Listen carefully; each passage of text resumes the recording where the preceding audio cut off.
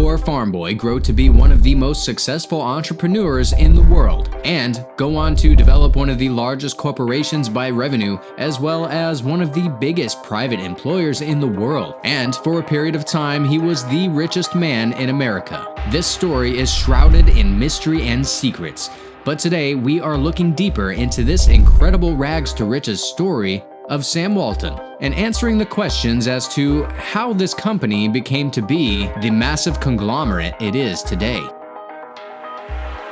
There are many retailers in the US, but the biggest of them all is undoubtedly Walmart. Today, I'm going to dive deep into the history of Walmart and how the mega superstore is also currently destroying the US workforce. Let's get into it. Chapter 1. The History of Walmart. Meet Sam Walton, born 1918 in Oklahoma. Walton was born to a farming family, and he worked on the family farm in the early part of his life. But once he got married to his wife, Helen Robson, Walton knew that farming wouldn't bring in enough money to keep a roof over their head, food in their stomachs, and feed any mouths of the future family they were about to start. Sam's brother offered him a job at his mortgage company, but with the Great Depression right around the corner, the mortgage company was forced to foreclose, leaving Walton and his wife penniless and out of options. That's when Walton and his wife decided to take a chance and head across to Arkansas. With nothing to lose and everything to gain, they made the move that would change the trajectory of their future. And it was there in 1950 that Walton met a man called Luther E. Harrison. Luther owned a small store in Bentonville, and Walton, being a business owner at the time, saw an opportunity in this small store. A small store that would one day be the start of the biggest retailer in the US, Walmart. In the 1950s, before Walmart's US and eventual global expansion takes place, the store went by the name Walton's 5 and 10. It made a decent profit, but it wasn't until the 1960s when the store really took off. And with popularity comes change. As business was booming and talks of expansion began flying around, Walton's assistant, Bob Bogle, came up with the innovative idea of changing the name. No longer would Walton's 5 and 10 do as the name. On one fateful day in 1962 in Rogers, Arkansas, the first Walmart store was officially open for business, and it wasn't long before news started to spread of this budget wonderland. To avoid competition from Sears and Kmart, Walmart built their expansions in more rural areas. By 1967, Sam and the Walton family owned 27 stores outside of Arkansas, and less than 20 years later, Walmart would expand well beyond 27 stores. In fact, by the 1980s, Walmart officially goes national across the US, and the chain hits a staggering height of 276 stores around the country and would employ 21,000 American people. By the 1980s, Walmart's domination of the US market becomes next level. In 1981, Walmart acquires an additional 92 Koons Big K stores, and if you haven't heard of them before, Walmart is the reason why. This acquisition, combined with general aggressive growth, meant that by 1985, Walmart would own 882 stores, would hire 104,000 American people, and make an annual sales worth $8.4 billion. And just in case you thought Walmart would go through a period of stagnation at all, by the 90s, Walmart officially becomes the largest retailer, earning over $26 billion in product sales alone. But how did they do this? Well, that's easy. It's down to two things: marketing and the perception of budgeting. Throughout Walmart's history, one thing that has stayed consistent is their promise of low prices. But how much can we really trust Walmart's promise? After all, in 1994, Walmart were forced to change their slogan by the National Advertising Review Board after they found that their original slogan of "always the low price, always," was intentionally misleading customers into believing that Walmart would be the store to get the best deal. As we know, while Walmart does have notoriously low prices, this is never the absolute truth. In a compromise, Walmart changed their slogan to "always low prices, always Walmart." This was the image they portrayed to the world as they began their expansion internationally.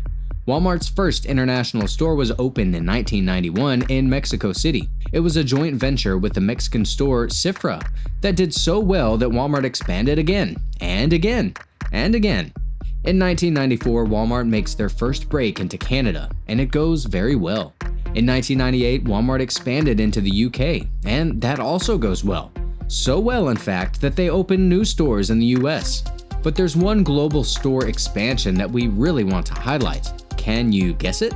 That's right, it's China. The first Walmart store opens in China in 1996. Currently, there are 397 Walmart stores in China in the year 2022.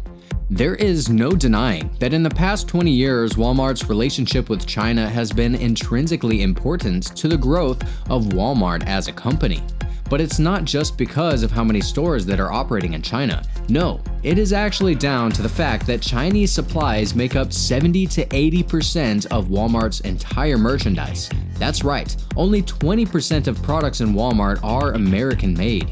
If this fact doesn't shock or startle you, then let's get into the impact these statistics actually have, not just on the stability of the American workforce, but also on the impact of American taxpayers. How this works in relation to Walmart's American-made lies, and what Walmart's long-term deception has on the future of America. Chapter 2. Walmart outsourcing to China. China is a country with a rich history and intrinsic culture. While the political landscape of the country has received criticism from the West for their treatment of their people and various human rights infringements, China still remains the #1 country for outsourcing. It truly says a lot about the morals of a company that will work with a country that continues to deny their people basic human rights, especially when a company like Walmart has act with integrity as one of their principal morals. It makes you wonder how much you can really trust Walmart when they're willing to lie so blatantly. From 2001 to 2013, Walmart eliminated or displaced over 400,000 jobs in the United States. Currently, 1.7 million people work in the United States for Walmart. But consider for a moment, what impact would it have if the largest realtor in the US no longer focused on cutting cost margins, and instead focused on people? In 2022, 5.8 million people living in the US are unemployed. What does it say about Walmart as a company of so-called integrity that they continue to put profit before people? A global conglomerate like Walmart has the power to make a difference, and yet they choose to keep American people unemployed, while simultaneously pushing poverty onto Chinese workers, as currently Walmart only pays their Chinese workers a measly $120 per month. When I explored the current cost of living situation in China and found that the average rent falls between $200 and $700, Walmart is paying for its workers to essentially become homeless. But what's the alternative? If I'm playing devil's advocate, perhaps I could look at this through the lens of profit. Clearly, if these manufacturing jobs that Walmart is outsourcing went to good and honest American people in need of work, Walmart would need to pay for benefits, insurance, tax, and an actual living wage. Perhaps we can think that Walmart doesn't have the money to do that. If you thought this, well, you would be wrong. A whistleblower for the IRS released documents in 2019, which clearly state that Walmart avoided paying $2 billion worth of offshore money. Currently, Walmart is worth a market sum of $359 billion. So not only are they capable of paying their Chinese workers a decent wage with benefits, but if they had a moral compass and gave these jobs back to the US market, then they'd also be able to afford the wages and benefits of American workers. Do you still think that Walmart acts with integrity? Or perhaps maybe they got rid of this a long time ago. It's quite ironic that Walmart, at its origins, pushed the Made in America rhetoric. It's clear to everyone that Walmart's products are not made in America, when not only 80% of their products are not American, but also they don't provide Americans with jobs. Let's dive into these corporate falsities together. Chapter 3. Walmart made nothing in America. When we cast our minds back to the origins of Walmart, one of its main appeals as a store was not just its low prices, but Sam Walton's instance of buying American-made. Walton's intentions may seem altruistic, but he had a hidden agenda. Walton built Walmart's sales approach on the concept of, if we buy American goods, then that puts more money in American people's pockets. And with more money in their pockets, the more they'll buy from Walmart. Although this process may seem insidious, it is a tried and tested formula. One that was even used by Henry Ford back when he was peddling his cars. This American-made rhetoric has seemed to have followed Walmart all the way up to the present day, as recent advertisements and marketing strategies from Walmart claim that they're adding $350 billion to products made, grown, or assembled in America, and supporting over 750,000 jobs. These claims, which are taken directly from Walmart's website, are entirely fabricated.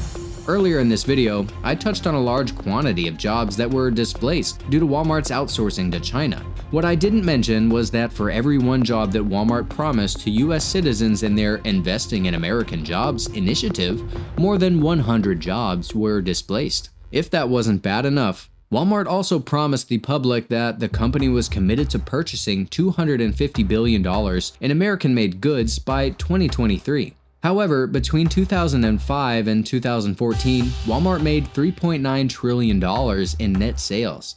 That means that the company was planning to invest just 3.2% of its net sales on their American-made goods. There's no denying that Walmart has proudly presented itself as a company for Americans, but for the biggest retailer in the US to employ over 100,000 workers in China and ultimately remove over 400,000 job opportunities from Americans, especially if we consider that Walmart actively chooses to pay their US workers such a low wage that it ends up costing American taxpayers over $6.2 billion in public assistance. What does it say about this once beloved company? Walmart grew its roots in America, but clearly it has outgrown American soil.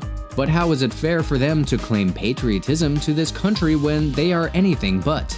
How can they continue to peddle the idea that they are for America when all they do is take money from the country, jobs from the country, and just take from the American people instead? Chapter 4. Conclusion. For all of Walmart's sins, the majority of them boil back down to the company's selfish ethos and consistent lies. Walmart's work with China is only one aspect of the horrors that the superstore frequently commits. For example, consider the fact that 80% of Walmart's products come from China. How do they get them here? Realistically, Walmart would need to bring them over through either shipping containers or air transports. You might not know this, but Walmart currently refuses to report on the level of greenhouse gas emissions that they emit into the environment every year. Although the figures are not released, we can assume that on imports alone, Walmart is likely to be one of the biggest contributors to pollution. While we can't rely on Walmart to be honest with the American people, we can rely on Walmart for environmental destruction, tax evasion, and the infringement of human rights, as well as perpetuating false advertisements. What else is there? Oh, that's right.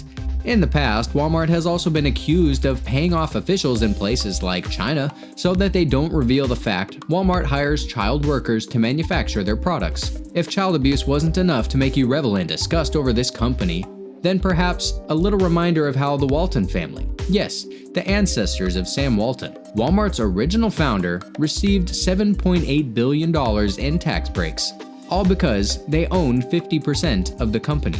Walmart may be the biggest realtor in the country, but the only reason is because the company has lied, cheated, and extorted its way to the top.